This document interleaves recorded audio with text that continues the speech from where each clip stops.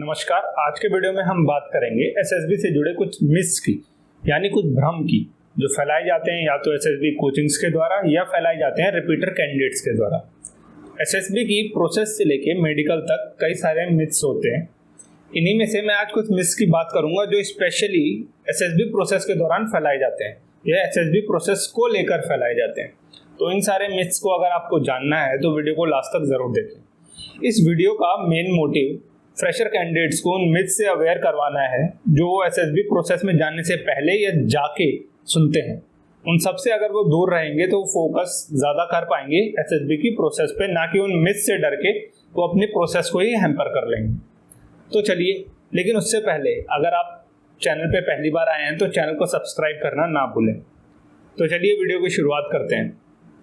तो मैं आज सीक्वेंस से बात करूंगा एसएसबी की स्क्रीनिंग प्रोसेस से लेके और कॉन्फ्रेंस तक के जितने जो मिथ्स हैं वो मैंने कोशिश किया है कि उनको टैली कर सकूं। अगर आपको इनके अलावा कोई दूसरा मिथ्स पता है तो मुझे कमेंट बॉक्स में ज़रूर बताएं, ठीक है। तो चलिए वीडियो की शुरुआत करते हैं। सबसे पहली बात आती है एसएसबी स्क्रीनिंग में जब आप जाते हैं, आफ्टर डॉक्यूमेंटेशन ये सब कुछ होने के बाद आपका सबसे पहले जो टेस्ट होता है वो होता है OIR, यानी ऑफिसर इंटेलिजेंस रेटिंग टेस्ट।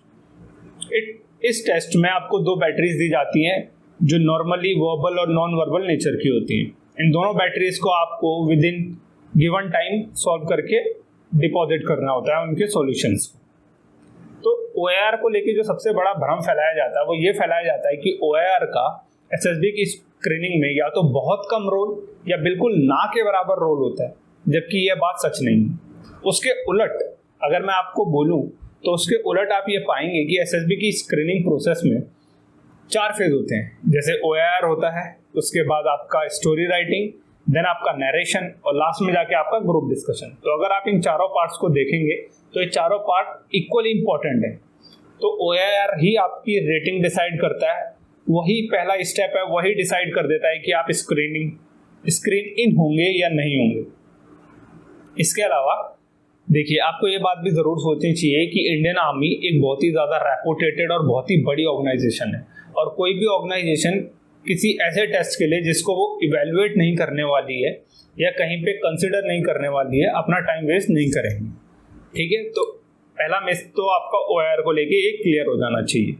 उसके बाद दूसरी बात आती है वो ये है स्टोरी राइटिंग। तो जब आप स्टोरी राइटिंग करते हैं तो कई कैंडिडेट्स आपको ये कह देते होंगे कि अगर आपने स्टोरी राइटिंग के दौरान अपनी स्टोरी को कंप्लीट नहीं किया है तो chances of your getting screen इन काफ़ी कम हो जाता है, जबकि ऐसा नहीं है। इसके उलट होता क्या है कि अगर इवन दो आप अपनी स्टोरी को कंप्लीट नहीं कर पाए, कई बार आप अपनी स्टोरी का क्लाइमैक्स नहीं लिख पाते हैं, बट जो बंदा आपकी स्टोरी को पढ़ता है उसको अंडरस्टैंडेबल होता है कि आपकी जो स्टोरी है उसका क्लाइमैक्स क्या होने वाला है। तो या तो वो कंडीशन हो सकती है। अगर ये कंडीशन नहीं है तो नरेशन के दौरान भी आप अपनी उस स्टोरी को कंप्लीट कर सकते हैं। ये कई बार ब्रीफिंग के दौरान भी बता दिया जाता है, बट इन केस ना बताया जाए तो भी आप अपनी स्टोरी को कंप्लीट कर सकते हैं। तो ये तो हो गई बात स्टोरी राइटिंग की जी। उसके बाद आते हैं नरेशन के पार्ट पे। तो नरेशन के पार्ट पे सबसे बड़ा मिथ यही रहता है कि अगर आपने नरेशन में कहीं पे स्टैमर कर दिया या कहीं पे फंबल कर दिया तो आपके अंदर होने के चांसेस बहुत कम हो जाते हैं और आपके चांसेस ऑफ रिजेक्शन ज़्यादा हो जाते हैं, जबकि ऐसा नहीं है। देखिए, कोई भी बंदा जब किसी न्यू इन्वायरमेंट या अननोन इन्वायरमेंट में जाता है तो वो थोड़ा एंशियस हो जाता है और ड्यू टू एंजाइटी वो स्टैमर कर सकता है, वो फंबल कर सकता है। और ये बात वहाँ बैठे तीनों ऑफिसर्स भी जानते हैं। उनको भी पता है कि कैंडिडेट अभी इस इन्वायरमेंट से इतना ज़्यादा घुला मिला नहीं है, उसमें इतना यूज टू नहीं है, तो वो थोड़ा कहीं पे अगर स्टैमर या फंबल कर देता है तो इसका मतलब ये नहीं है कि वो सीधा रिजेक्ट हो जाएगा। वो आपकी पूरी स्टोरी सुनते हैं। अगर आपको 30 सेकंड का टाइम दिया गया है या 1 मिनट का टाइम दिया गया है फ्रेशर्स के केस में, क्योंकि रिपीटर्स को 30 सेकंड या 45 सेकंड के आसपास का ही टाइम मिलता है अपनी स्टोरी को नरेट करने का, तो आप अपनी स्टोरी अगर कहीं पे फंबल कर भी देते हैं, कोशिश कीजिए कि विद इन दैट टाइम आप अपनी स्टोरी को कंप्लीट कर लें और वो भी अच्छे से कंप्लीट करें। उसके अलावा ये रहता है कि नरेशन में मुझे बिल्कुल फ्लुएंट इंग्लिश ही बोलनी है, ये भी बिल्कुल सही नहीं है। अगर आप कहीं पे स्टक हो जाते हैं, देखिए कोशिश आपको ये करनी है कि आप इंग्लिश से शुरुआत करें। अगर आप कहीं पे स्टक हो जाते हैं ना तो जाके आपको शुरू करना है बात को, फिर आप वहाँ से हिंदी शुरू कर सकते हैं। लेकिन जहाँ पे जैसे आपका हिंदी का सेंटेंस खत्म हुआ और आपको लगता है कि अब ठीक है, अब मैं आगे इंग्लिश में बोलता हूँ, तो आप इंग्लिश में बोल सकते हैं।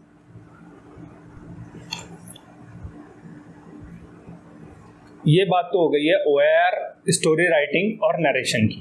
अब बात आती है GD की। देखिए OLQ में एक क्वालिटी होती है इनिशिएटिव, लेकिन अगर आप देखें तो इनिशिएटिव सिर्फ एक क्वालिटी है, वो सिर्फ एक क्वालिटी ही डिसाइड नहीं करती है कि आप एक लीडर बनने लायक हैं या नहीं है, या आप एक ऑफिसर बनने लायक कैंडिडेट है या नहीं है।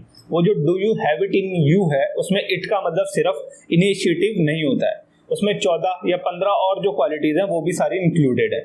तो आप इस भ्रम में ना रहें कि अगर आपने इनिशिएट नहीं किया है तो आपके पॉइंट कहीं पे कम ज्यादा हो रहे हैं। आप इस मिथ को बिल्कुल अपने दिमाग से बाहर निकाल दें। आपको इनिशिएशन के लिए अगर मौका ना मिले तो आप GD में पार्टिसिपेशन कीजिए और प्रोडक्टिव पार्टिसिपेशन कीजिए। आपका पार्टिसिपेशन ये नहीं होना चाहिए कि I agree with chase number ये और I disagree with chase number ये। मैंने इतने कैरेक्टर देखे, मैंने इनका मूड देखा, मैंने इनकी एज देखी। आपका पार्टिसिपेशन सिर्फ एज, मूड, सेक्स, जेंडर तक ही सीमित नहीं होना चाहिए। आपका पार्टिसिपेशन होना चाहिए मेन स्टोरी की थीम को लाने या ग्रुप स्टोरी को कंक्लूड करने में। तो यहाँ पे आपका पार्टिसिपेशन जैसा रहेगा उस हिसाब से आपको मार्क्स मिलेंगे। तो ये हो गई है स्क्रीनिंग की बात। अब स्क्रीनिंग पार्ट खत्म होता है तो नेक्स्ट डे हमारा क्या आता है? नेक्स्ट डे आता है जी हमारा, चले नेक्स्ट डे से पहले ही उसी दिन एक बात कर लेते हैं कि उसी दिन हम जो फॉर्म फिलिंग करते हैं, तो बहुत बार ये बोलते हैं कि अगर PI की फॉर्म में आपने कोई गलती कर दी तो आप मतलब ये समझ लीजिए कि वहाँ बहुत अच्छा इंप्रेशन नहीं पड़ेगा और आपके पॉइंट्स कहीं पे कट हो जाएंगे। तो देखिए आपको 3 PIQ मिलते हैं, किसी सेंटर पे 2 मिलते हैं, किसी पे 3 मिलते हैं। आपको 3 PIQ भरने होते हैं। ये ऑफिसर्स को भी पता है कि आप सुबह से लेके शाम तक काफ़ी स्ट्रेसफुल कंडीशन में थे।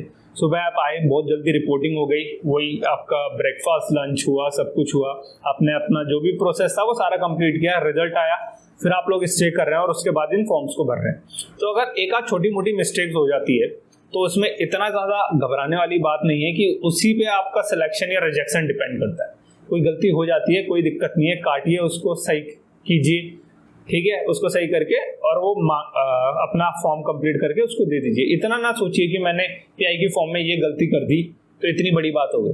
हाँ, थोड़ा सा ध्यान ये रखिएगा कि नामों में कोई गलती ना हो। आप अपने नाम में गलती ना करें, पेरेंट्स के नाम में गलती ना करें, या जिस प्लेस से आप आए हैं उसमें आप गलती ना करें। उसके अलावा आप कहीं पे भी छोटी मोटी गलती करते हैं तो कोई इतनी बड़ी बात नहीं होती।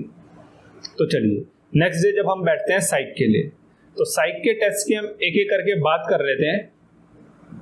देखिए साइक के टेस्ट को अगर आप देखें तो पहले आपको TAT की स्टोरीज लिखनी होती हैं, 12 स्टोरीज।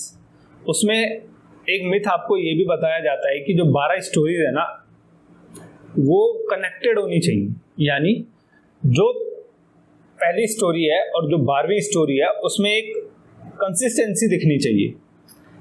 ठीक, तो थॉट्स की कंसिस्टेंसी दिखना थोड़ा अनप्रिडिक्टेबल है, क्योंकि देखिए आप पहली बार उस एनवायरनमेंट में गए हैं, आपने कोई पिक्चर देखी, एक ग्लांस के लिए देखी, 15 सेकंड 30 सेकंड के लिए उस पिक्चर को देखा और जैसे उस पिक्चर को देखा आपने उस स्टिमुलस को कैसे परसीव किया, आपने जॉट डाउन कर दिया। वो स्टोरी ऐसा नहीं है कि एक के बाद एक सिमिलर स्टोरीज हो। तो ये भी आप अपने दिमाग से निकाल दें कि आपको जो 12 स्टोरीज बनानी है वो कहीं से भी इंटरकनेक्टेड होनी चाहिए।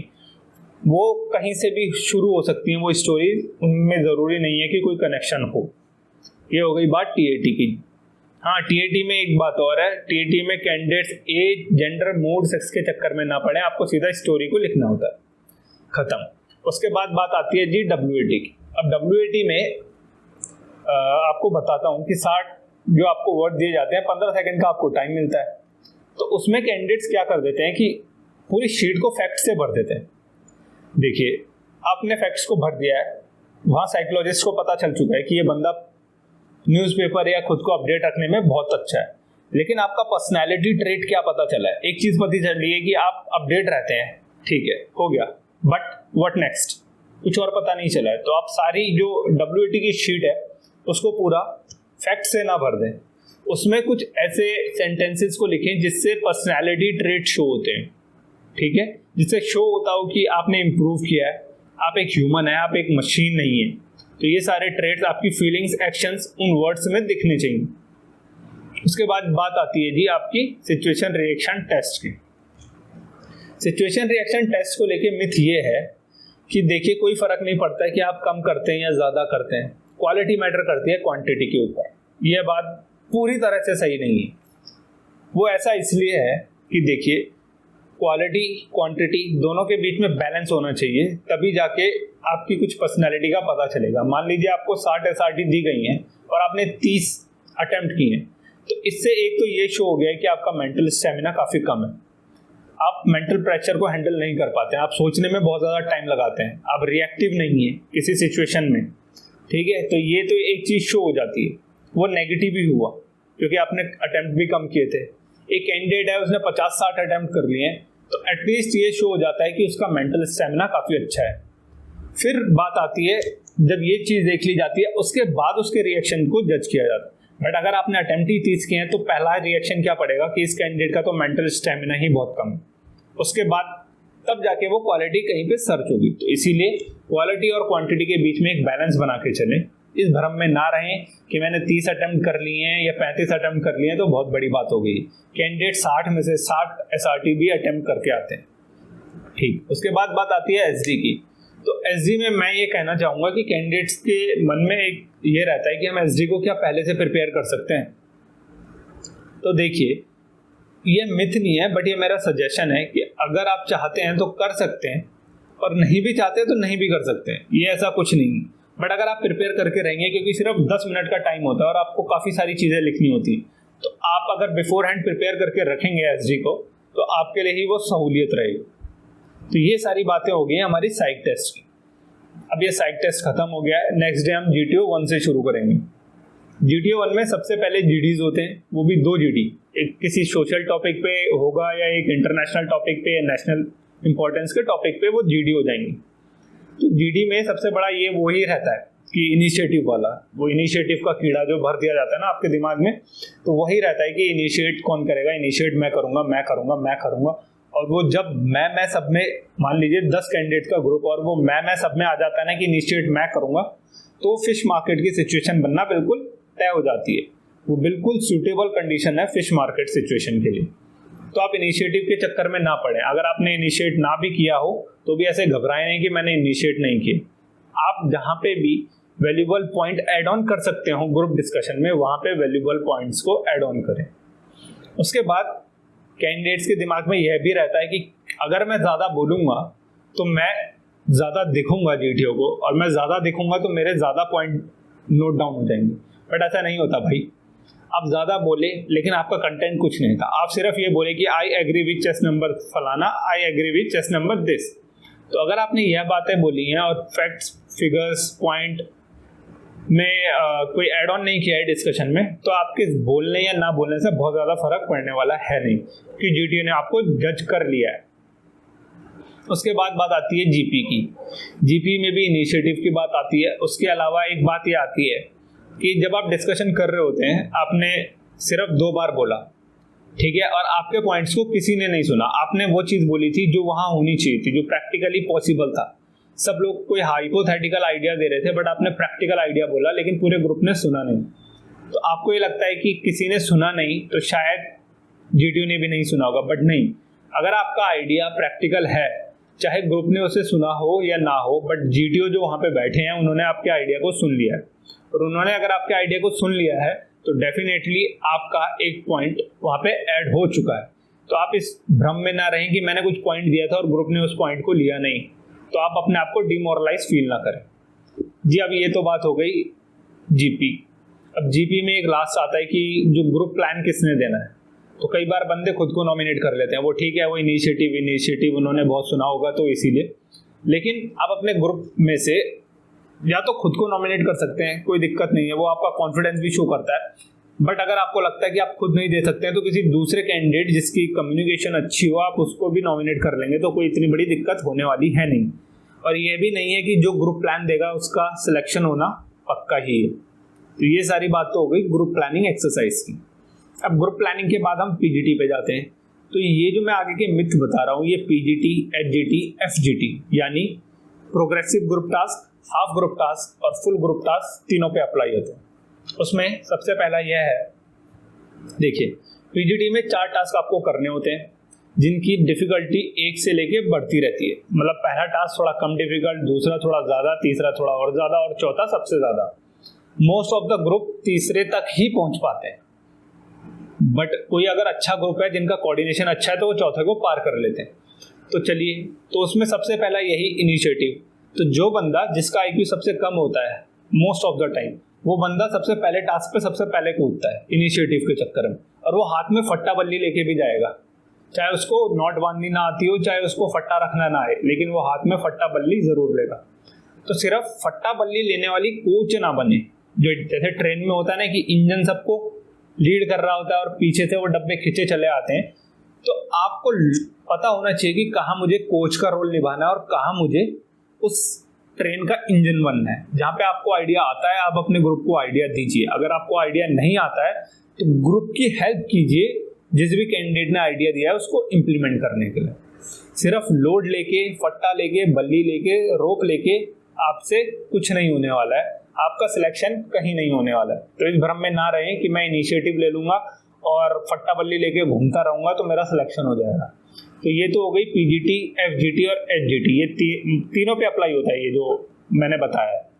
अब उसके बाद हम बात कर लेते हैं जी GOR, यानी ग्रुप ऑब्स्टिकल रेस, जिसे स्नेक रेस भी कहा जाता है। अब GOR में कैंडिडेट्स को ये रहता है कि भाई ये तो हो हल्ला चल रहा है, इसमें भीड़ भड़ाका हो रखा है, तो GTO कुछ नहीं देख रहे हैं। बट आप ये गलत देख रहे हैं। देखिए, आपको GOR को स्टार्ट करने से पहले सारे रूल्स बता दिए जाते हैं, कलर कोड बता दिया जाता है, किस टास्क को कैसे कंप्लीट करना है, ये सब बता दिया जाता है। जब आप GOR को शुरू करते हैं तो वहाँ पे आप पाएंगे कि GTO की नज़र हर उस कैंडिडेट पे होती है जिसने कोई रूल तोड़ा। ठीक है, तो उससे क्या पता चलता है? उससे ये पता चलता है कि ये कैंडिडेट ना जब मतलब बहुत ज़्यादा एक्साइटेड होता है ना, तो ये रूल्स की फिक्र नहीं करता है, ये अवेयर नहीं रहता अपनी सराउंडिंग से। ये सारी चीज़ें GOR में ऑब्जर्व होती हैं। फिर उसके साथ ही ऑब्जर्व होता है कि आपकी जो ग्रुप में घुलने मिलने की ताकत है या ग्रुप कोऑर्डिनेशन जो है वो कितना अच्छा है, आप कितने अच्छे से अपने ग्रुप के साथ घुल पाए, आपने कितने अच्छे से अपने ग्रुप को सपोर्ट किया या लीड किया, ये GOR में खुला पता चल जाता है। आप ग्रुप मेंबर हैं या नहीं, या आप इंडिविजुअल रहना पसंद करते हैं, ये सब GOR GTO को एक झटके में बता देता है। तो ग्रुप ऑब्स्टिकल रेस को सिर्फ ये ना सोचें कि भाई इसमें तो मज़े कर रहे हैं, ये सिर्फ मज़े के लिए नहीं है। आप मज़े कीजिए, नो डाउट, कोई दिक्कत नहीं है, बट मज़े के साथ रूल्स को ध्यान रखें, अपने ग्रुप के डायनामिक्स को ध्यान रखें, हेल्पफुल रहें, सपोर्टिव रहें और ग्रुप मेंबर की तरह खेलें। इंडिविजुअल खेलेंगे तो आप कहीं नहीं जाने वाले हैं। अब ये हो गई है बात जी अपने GOR। अब उसके बाद बात कर लेते हैं हम अपने लेक्चरेट की। तो लेक्चरेट में कार्ड आया, 4 टॉपिक लिखें। मुझे कुछ समझ में नहीं आया, बट मेरे को बोला गया है कि सबसे ऊपर वाला टॉपिक बहुत डिफ़िकल्ट, मतलब बहुत अच्छा टॉपिक है, बहुत डिफ़िकल्ट होता है, तो मैंने पहला वाला टॉपिक चुन लिया। और मैं आधा मिनट या 1 मिनट बोल पाया और उसके बाद मैंने थैंक यू बोला और मैं बैठ गया। तो यहाँ पे आप बहुत ज़्यादा स्टूपिड ही दिखेंगे, आप बहुत ज़्यादा इंटेलिजेंट दिखेंगे नहीं कि आपने पॉइंट नंबर 1 चूज़ किया था। ठीक है, आपकी हिम्मत की दाद दे दी जाएगी, लेकिन ये बात नहीं हो पाएगी कि आपने सिर्फ 1 मिनट बोला, क्योंकि टाइम आपको अलॉटेड था 3 मिनट का। आप कोई दूसरा टॉपिक चुनते जिस पे आप 3 मिनट तक बोल पाते। ये बात हो गई लेक्चरेट के टॉपिक चुनने। अब उसके बाद आप लेक्चरेट जब देने आते हैं, प्रिपेयर करके ग्रुप के सामने आते हैं, तो वहाँ पे आपको 2.5 मिनट बोलना होता है, और जो आधा मिनट जो आखिरी का होता है जिसमें बेल बज जाती है, वहाँ पे आपको कंक्लूड करना होता है। तो कैंडिडेट्स के दिमाग में एक ये भी भंडा रहता है कि अगर मैं 3 मिनट तक बोला हूँ तो क्या ये अच्छा है, और अगर मैं 2 मिनट या 2.5 मिनट बोल के चुप हो गया तो क्या ये मैंने अपने लिए खराब कर लिया है या मैंने अपने लिए कोई गड्ढा खोद लिया है। जी ऐसा नहीं है। आपने अगर 2 मिनट से लेके और 3 मिनट के बीच में कहीं पे भी बोला है, यानी आप 2 मिनट बोले चुप हो गए, कोई दिक्कत नहीं, 2.5 मिनट बोले चुप हो गए, कोई दिक्कत नहीं, 3 मिनट बोले तो वेल एंड गुड है।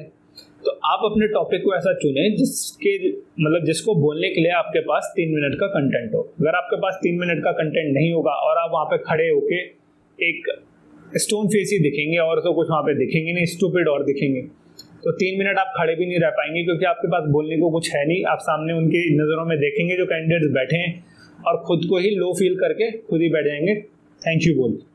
तो ये हो गई बात लेक्चरेट। लेक्चरेट के बाद आता है इंडिविजुअल ऑब्स्टिकल। इंडिविजुअल ऑब्स्टिकल में सबसे बड़ा मिथ ये रहता है कि जो जितने ज़्यादा ऑब्स्टिकल्स करेगा वो मतलब उसके इतने अच्छे वो हो जाएंगे, मतलब उसकी सिलेक्शन तो नहीं कहूँगा बट उसके उतने ज़्यादा पॉइंट ऐड हो जाएंगे। जो इंडिविजुअल ऑब्स्टिकल होता है ना, उसमें आपकी प्लानिंग देखी जाती है, आपका स्टैमिना देखा जाता है, आपका करेज देखा जाता है, आपका मेंटल स्टैमिना देखा जाता है, आपकी फिजिकल स्ट्रेंथ देखी जाती है, आपकी 4-5 चीज़ें देखिए एक ही टास्क में देखा गया है। इंडिविजुअल ऑब्स्टिकल जिसको हम बहुत लाइटली लेते हैं, हम सिर्फ इस एम से इंडिविजुअल ऑब्स्टिकल को करते हैं कि मुझे सारे टास्क को रिपीट करना है, बट रिपीट मैंने कौन सी स्ट्रेटजी से किया है, मैंने कहाँ से कौन से जो टास्क है वहाँ से शुरू किया है, कौन से पे ख़त्म किया है, कहाँ से मैं रीस्टार्ट कर रहा हूँ, यानी एक बार ख़त्म करने के बाद मैं कौन से टास्क से शुरू कर रहा हूँ, इस सब चीज़ें वहीं देखी जाती हैं। अब ये तो बात हो गई ये सारी। अब उसके बाद सारे टास्क हो गए, मैं कोई भूला तो नहीं? ठीक है जी, हो गया। अब मैं बात करता हूँ इंटरव्यू की। इंटरव्यू में अगर आपका इंटरव्यू, ये मिथ फैलाया जाता है कि अगर आपका इंटरव्यू लंबा चला है तो इसका मतलब ये है कि इंटरव्यूअर ने आप में बहुत ज़्यादा इंटरेस्ट लिया है और उसके एंड से आप रिकमेंड हो सकते हैं, पर ये पार्शियल ट्रूथ है, मतलब इसमें पूरी सच्चाई नहीं है। देखिए, कई बार कैंडिडेट्स का इंटरव्यू 10 मिनट से लेके और 1 घंटा 10 मिनट या 1 घंटा 20 मिनट तक भी चल जाता है, पर जो नॉर्मल टाइम होता है वो 40 से 45 मिनट का होता ही होता है। हर इंटरव्यू को नॉर्मली 40 से 45 मिनट कंप्लीट करना ही होता है। तो अगर कोई कैंडिडेट ऐसा है कि जिस कैंडिडेट में एम्बिगिटी नहीं दिख रही है थॉट्स में, जिसने जो पहला वर्ड बोला था और जो आखिरी वर्ड बोला उसके थॉट्स बिल्कुल प्री प्रोसेस्ड कंसिस्टेंट थे, तो उस कैंडिडेट का इंटरव्यू 10 मिनट में भी खत्म हो सकता है।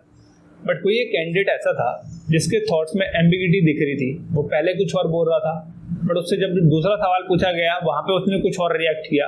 मतलब इंटरव्यूअर ये समझ नहीं पा रहा है कि कैंडिडेट्स के थॉट आ कहाँ से रहे हैं। कभी तो वो बहुत अच्छा जवाब देके बहुत ऊपर नोट पे बैठ जाता है, बट कभी वो सडनली इतना स्टूपिड साउंड करता है कि वो बहुत नीचे आ जाता है। तो उस कैंडिडेट को जज करने के लिए जो इंटरव्यूअर हैं वो बहुत ज़्यादा टाइम ले लेते हैं। तो इसकी वजह से इंटरव्यू की लेंथ खिंच जाती है, ना कि इस वजह से कि कैंडिडेट पे वो बहुत ज़्यादा मेहरबान हो गए हैं। उसके अलावा जो फ्रेशर कैंडिडेट्स हैं, जो अगर पहली बार इंटरव्यू को फेस कर रहे हैं, तो उनके दिमाग में यह भी रहता है कि जो इंटरव्यूइंग ऑफिसर है ना, वो मेरे जवाब को सुन के हंस रहा था, यानी वो बहुत इंटरेस्टेड थे, बहुत इंक्विजिटिव थे। बट ये सच्चाई नहीं है भाई। जो इंटरव्यूइंग ऑफिसर है ना, वो सिर्फ इसीलिए ट्रेन है कि आप स्टूपिड भी साउंड करेंगे वो तब भी हंसेंगे, आप इंटेलिजेंट भी साउंड करेंगे वो तब भी हंसेंगे, आपने कोई सीरियस जवाब भी दिया वो तब भी हंसेंगे। तो उनका वहाँ पे काम बैठ के आपको स्माइलिंग फेस देना है ताकि वो आपका कॉन्फिडेंस बरकरार रख सके। वो स्माइलिंग फेस देते रहेंगे तो आपको कोई जवाब देने में हिचकिचाहट नहीं होगी, आप खुल के जवाब दे पाएंगे। तो ये इंटरव्यूअर का रोल ही होता है, वो उनका कंडक्ट ही है, वो ऐसे इंटरव्यू कंडक्ट कराते हैं। तो इंटरव्यू की ड्यूरेशन या इंटरव्यूअर की स्माइल पे कभी ना जाए। अब बात आती है जी आखिरी दिन की, जो है कॉन्फ्रेंस। अब कॉन्फ्रेंस में आप सुबह सुबह तैयार होकर आपको लाइन अप कर दिया जाता है जो भी कैंडिडेट है। अब उसमें क्या क्या मिथ होते हैं? उसमें पहला मिथ ये होता है कि अगर मेरे को ज़्यादा देर तक रुकाया है, मतलब जानी मैं बाहर बैठा हुआ हूँ, ठीक है, मेरा चेस्ट नंबर शो नहीं हुआ, मेरे को अभी कॉल नहीं किया गया है और मैं बाहर बैठा हूँ और मुझे 5-10 मिनट जो भी है नॉर्मल टाइम से ज़्यादा टाइम तक रुकाया गया है, तो मैं रिकमेंड हो रहा हूँ। नहीं, यहाँ पे 2 पॉसिबिलिटीज़ बनती हैं।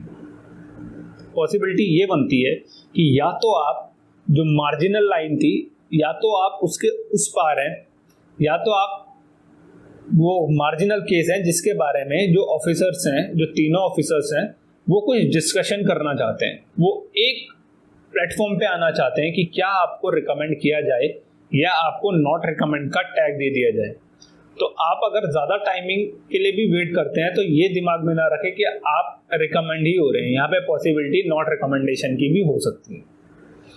उसके अलावा अगर आपकी कॉन्फ्रेंस 5 से 10 मिनट, मतलब नॉर्मल टाइम से, नॉर्मल टाइम में तो 20 सेकंड के आसपास खत्म हो जाती है conference, how's your stay, how's food और एनी सजेशन, और यही सब पूछा जाता है, बात खत्म।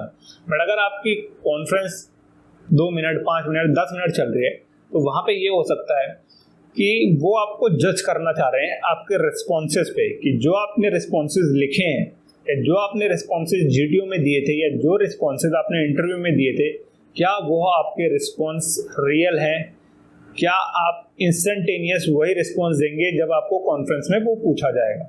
तो अगर आपको कॉन्फ्रेंस 10 मिनट या 5 मिनट चलती है तो आप अपने आप को ये ज़रूर मान के चल सकते हैं कि आप रिकमेंड शायद हो रहे हैं। तो यह जो अभी तक मैंने सारे मिथ बताए हैं, ये मैंने स्क्रीनिंग के प्रोसेस से लेके कॉन्फ्रेंस की प्रोसेस तक सब बता दिए हैं।